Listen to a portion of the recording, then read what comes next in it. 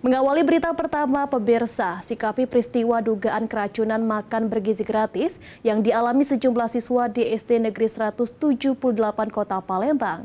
Wali Kota Palembang menegaskan program MBG akan tetap berjalan di Palembang karena merupakan program pemerintah pusat.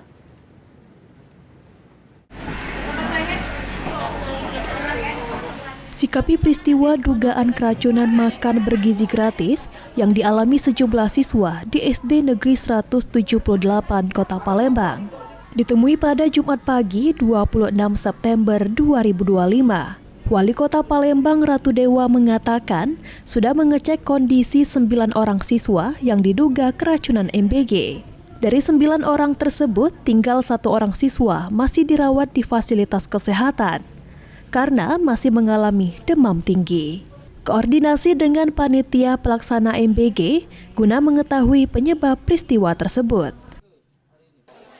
Menurut Wali Kota Palembang, program MBG akan tetap berjalan di Palembang karena merupakan program pemerintah pusat.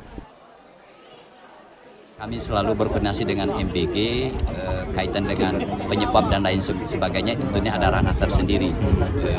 Sekarang kita konsolidasikan semua, dan juga sekali lagi pemerintah kota tetap mensupport program dan kegiatan MBG ini, tetapi tadi pengawasan saya minta seluruh dari Dinas Pendidikan juga maupun dari beberapa sekolah dan juga Dinas Kesehatan. Artinya masih tetap jalan Pak ya MBG? Tetap jalan, karena itu ada program dari pemerintah pusat.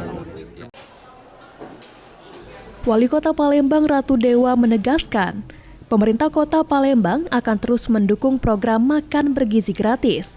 Namun pihak Dinas Pendidikan, Dinas Kesehatan dan sekolah diminta untuk memperketat pengawasan.